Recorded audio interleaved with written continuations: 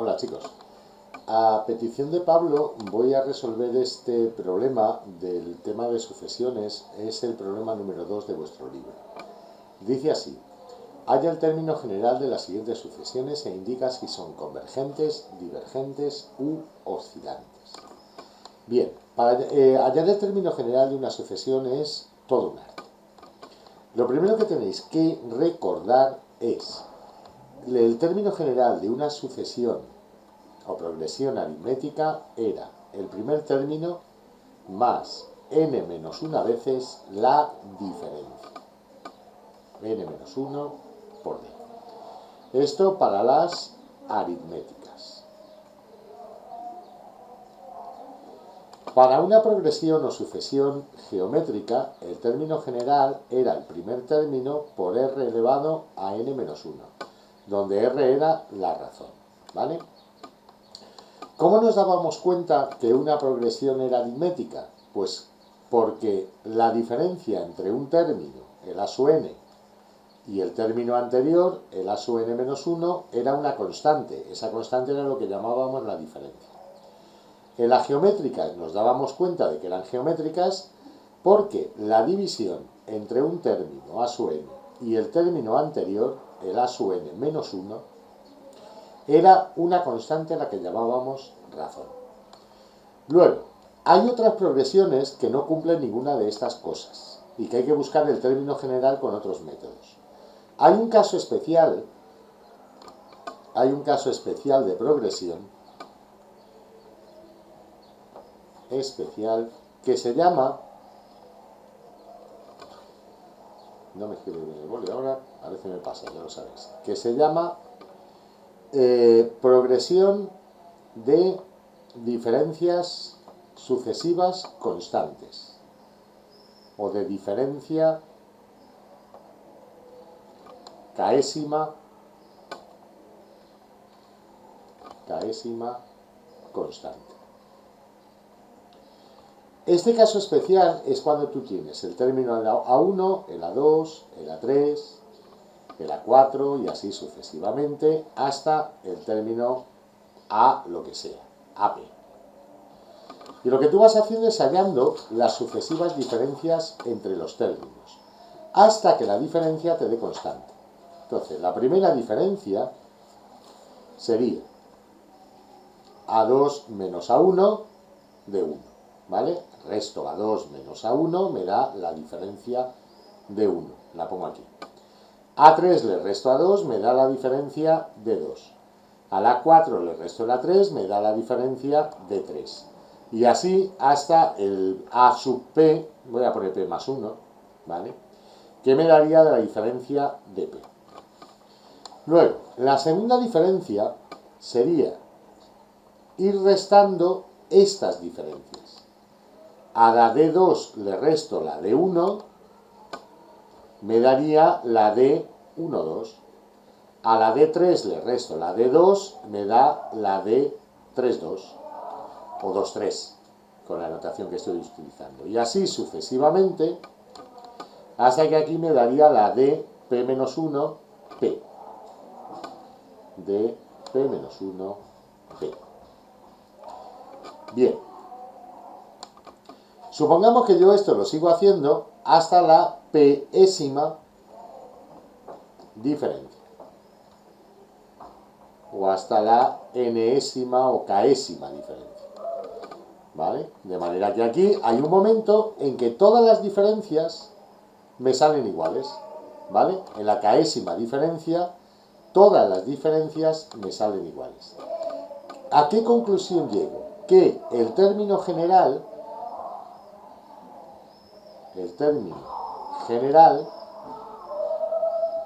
es un polinomio de grado K. Y ya veremos cómo hacemos para calcular los coeficientes de este polinomio de grado K en uno de los ejemplos que tenemos aquí, que va a pasar exactamente eso, ¿de acuerdo? Bien, ahora empezaremos con los ejemplos. Bien, como os comentaba, vamos a ver entonces ahora cada una de las progresiones, cuál sería su término general, y vamos a ver si convergen o no. Me voy a copiar aquí los diferentes apartados. Nos vamos al siguiente folio y los voy a pegar. Vale. Tenemos entonces la primera progresión que nos dicen aquí. El primer término es 1, en el caso A, 1, el segundo es 3/4, el tercero es 5/9, el siguiente es 7 entre 16, y así sucesivamente. En esto que son fracciones, muchas veces resulta útil mirar lo de arriba por un lado y lo de abajo por otro lado. Claro, antes de nada yo comprobaría si es una progresión aritmética o si es geométrica. Os podéis dar cuenta fácilmente haciendo la diferencia entre el primero y el segundo término, entre el tercero y el segundo, que no da constante, con lo cual no es aritmética, ¿vale? La diferencia 1 sería a 3/4 restarle 1, me da menos 1/4. La segunda diferencia sería a 5/9 restarle 3/4. El mínimo común múltiplo sería 36, con lo cual tenéis 20 menos 27, menos 7 partido 36. Como no son iguales, pues no es aritmética. Lo mismo con la razón, para la geométrica, ¿no? La primera razón sería 3/4 entre 1, o sea, 3/4. Luego, la siguiente sería 5/9 entre 3/4, o sea, 20 partido 27. Como ya no son iguales, ya apague vámonos. No puede ser de ninguna manera una progresión geométrica. Entonces, yo me voy a fijar por un lado en el numerador. 1, 3, 5, 7, etc. Y luego me fijaré por otro lado en el denominador. En el primer elemento el denominador también es 1, porque es 1. 1 es 1 entre 1. Sería 1, 4, 9, 16, etc. Entonces, fijaros que aquí la diferencia sí que es constante, es todo el rato 2. Entonces, en este caso tengo una progresión aritmética. El término general a su n es el primer término, que es a su 1, más 2 por n menos 1. Esto me daría 2 por n menos 2 más 1, que sería menos 1.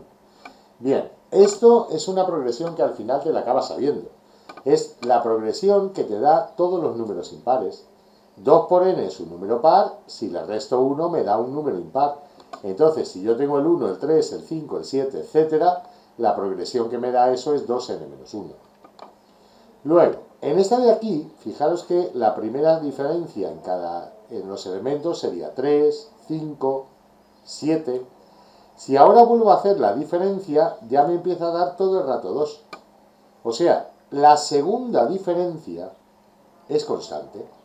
Eso me indica que esto es un polinomio de segundo grado, es un polinomio de la forma un número por n cuadrado más otro número por n más otro número. ¿Cómo puedo hallar la A, la B y la C? Bueno, pues muy fácil. Fijaos que para el primer elemento, cuando n vale 1, me daría A por 1 al cuadrado, que es A, más B por 1, más C, igual a 1. Para n igual a 2, me daría A por 2 al cuadrado, o sea, 4A, más B por 2, 2B, más C, es igual a 4. Para n igual a 3, me daría que 9 por A más 3 por B más C es igual a 9. Si resolvéis este sistema de ecuaciones, ¿vale? Es un sistema de 3 ecuaciones con 3 incógnitas, os va a salir que A vale 1, que B vale 0 y que C también vale 0. ¿Por qué sé yo que da esto directamente? Porque es que a ojo ya lo he visto. Al saber que es un polinomio de segundo grado, yo he dicho, a ver, 1 al cuadrado es 1, 2 al cuadrado es 2, 3 al cuadrado es 3, 4 al cuadrado es 4. O sea, lo que yo tengo aquí es n al cuadrado. Pues ya tengo entonces, ¿cuál es el término general? El término general será, en el numerador, lo que había calculado aquí, 2n menos 1. En el denominador, n al cuadrado. Esta sucesión, ¿converge o diverge? Bueno, o es oscilante. Bueno, vamos a ver, el polinomio de arriba es de menor grado que el polinomio de abajo. Cuando el polinomio de arriba es de menor grado que el polinomio de abajo, sabemos que converge. ¿A qué? A 0. ¿Y cómo podemos ver eso? Pues haciendo el límite. El límite cuando n tiende al infinito de 2n menos 1 dividido entre n al cuadrado sería el límite cuando n tiende al infinito de me quedo con el mayor grado con el término de mayor grado de arriba y con el término de mayor grado de abajo. Si simplifico una n con una n, me daría el límite de 2 partido n, ¿verdad? Y 2 partido infinito es 0. Así que converge a 0. Aunque para decir si converge o no, me bastaba con mirar los grados. El grado de arriba es menor que el de abajo, o si el grado de arriba es igual que el de abajo, converge. Bien, ahora, el caso B. En el caso B, me voy a copiar todos estos y los pongo en la siguiente página. En el caso B. En el caso B tendría 2, 5, 10, 17, 26, etc. Fijaros que la primera diferencia no es constante. Pero la segunda diferencia sí es constante. Es todo el rato 2. Conclusión, esta sucesión viene dada por un polinomio de segundo grado. Podemos hacer, haciendo n igual, bueno, el polinomio sería an cuadrado más bn más c, ¿vale? Haciendo n igual a 1, tendría que a más b más c es el primer término, 2. Haciendo n igual a 2, 2 al cuadrado es 4 por a, más 2 por b, más c, es igual a 5. Haciendo n igual a 3, 9 por a, más 3 por b, más c, es igual a 10. Resolviendo el sistema de ecuaciones, os va a dar que a vale 1 y que c vale, que b vale 0 y que c vale también 1. ¿Por qué me he dado cuenta de que esto es así y no he resuelto el sistema? Porque ya lo he visto a ojo. Pero vamos, si no lo hubiera visto a ojo, lo haría resolviendo el sistema. Porque fijaros, cuando n es 1, 2 se puede escribir como 1 al cuadrado más 1. Yo ya sé que es un polinomio de segundo grado. Cuando n es 2, 5 se puede escribir como 2 al cuadrado más 1. Cuando n es 3, 10 se puede escribir como 3 al cuadrado más 1. Entonces, claro, mira, 16, 4 al cuadrado más 1. 26, 5 al cuadrado más 1. Pues ya está claro, ¿no? El a sub n es n al cuadrado más 1.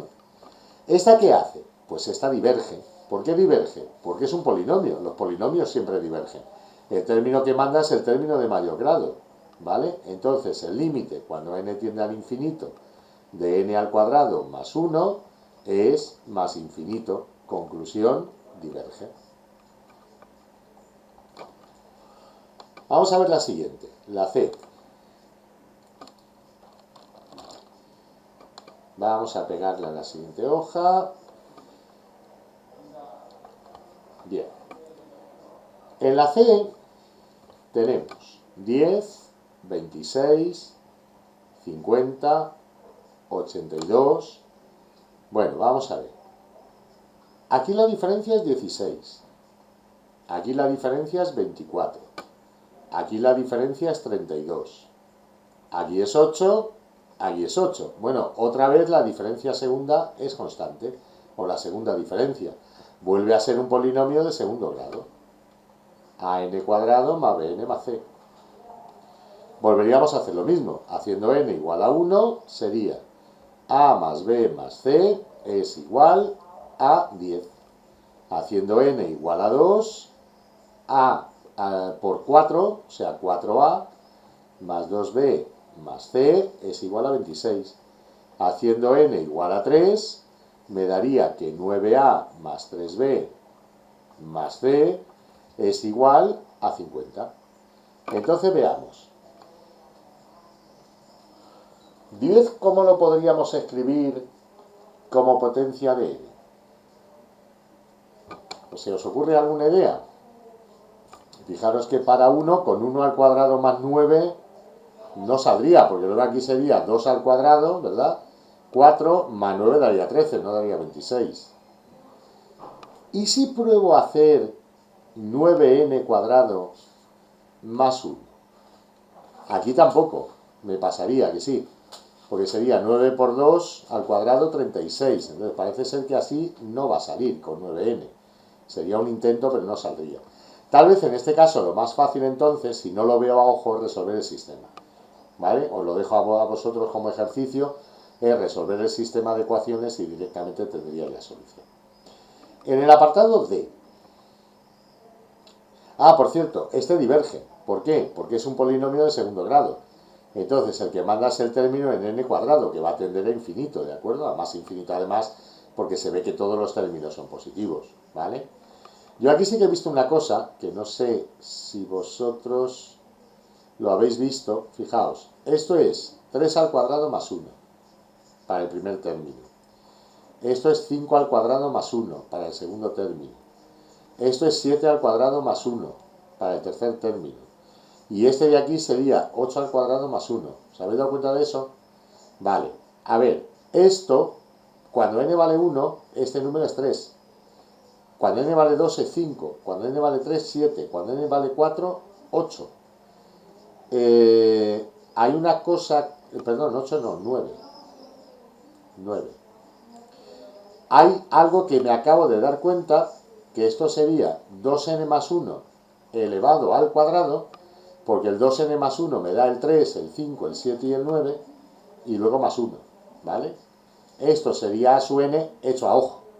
Claro, si lo desarrolláis, 4n cuadrado más 4n más 1 más 1 más 2. O sea que cuando resolváis aquí el sistema de ecuaciones, os va a salir que la a vale 4, que la b vale 4 y que la c vale 2, ¿vale? Esto, pero lo hacéis con el sistema, no os estéis comiendo el coco para sacarlo a ojo. Luego, en el apartado D, como os decía, tengo menos un medio, un quinto, 3 octavos, 5 onceavos. Bueno, fijaros el de arriba. Vamos a mirar lo de arriba y lo de abajo por separado. Menos 1, 1, 3, 5. ¿No suena de nada? Esto es una aritmética. Aquí la diferencia es 2, aquí es 2, aquí es 2. O sea, la diferencia es constante. Entonces, el a sub n, o el numerador, mejor dicho, sería el primer término, que es menos 1, más n menos 1 por 2. O sea, 2n menos 3. El denominador tenéis 2, 5, 8, 11, etc. Si os dais cuenta, aquí la diferencia también es constante. Es todo el rato 3, ¿verdad? Entonces, perdón, el denominador sería 2 más n menos 1 por 3. Esto me da 3n menos 1 si hacéis la operación. Por tanto, ya lo tengo. A sub n sería igual al numerador 2n menos 3 entre el denominador 3n menos 1. Si hacemos el límite cuando n tiende al infinito de a sub n, podéis ver que va a converger, porque es un cociente de polinomios del mismo grado, ¿verdad? ¿A qué va a converger? Al cociente de los coeficientes de los términos de mayor grado. O sea, tendríais el límite cuando n tiende al infinito de 2n entre 3n, os olvidaríais de este menos 3 y de este menos 1, las n's, porque son de grado menor, solo me importa el término de mayor grado, y las n's se cancelarían y nos quedaría 2 tercios, así que es convergente. Luego, en el apartado E, tenemos menos 2, 4, menos 8, 16, etcétera, etcétera, etcétera. Bueno, vamos a ver. El signo es muy fácil de conseguir. Fijaos que el primer término es impar, el segundo par, tercer impar, cuarto par. Cuando es menos, más, etcétera, esto se consigue con menos 1 elevado a n. ¿Por qué? Porque cuando la n es impar, en el primer término, en el tercero, en el quinto, el séptimo, etcétera, menos 1 elevado a un número impar me va a dar menos 1. En los términos pares, que la n es par, al elevar a un número par me va a dar más 1, o sea, positivo, ¿vale? Así que ya el signo lo tengo apañado con esto. Ahora me voy a fijar en los números en sí. Tengo el 2, el 4, el 8, el 16. Fijaos, Si divido cada término entre el anterior, si divido 4 entre 2, me da 2. Si divido 8 entre 4, me da 2. Si divido 16 entre 8, me da 2. O sea que ya está claro, esto es una progresión geométrica. El a sub n será el menos 1 elevado a n del signo, que ya había sacado aquí, por el primer término, que es 2, por la razón, que es 2, elevada a n menos 1. O sea, esto es menos 1 elevado a n por 2 elevado a n. O lo que es lo mismo, menos 2 elevado a n. ¿Cómo es esta sucesión? Esta sucesión es oscilante. ¿Por qué es oscilante? Porque fijaros que si cogéis un número par, si la n fuera un número par extraordinariamente grande, o sea, si la n tiende a infinito por números pares, esto me da más infinito. 2 elevado a infinito es infinito y un número negativo elevado a un número par es positivo. Pero si ahora cojo la n tendiendo a infinito por números impares, si la n es un número impar extraordinariamente grande que tiende a infinito, un número negativo elevado a un número impar es negativo y 2 elevado a infinito es infinito. Nos daría menos infinito.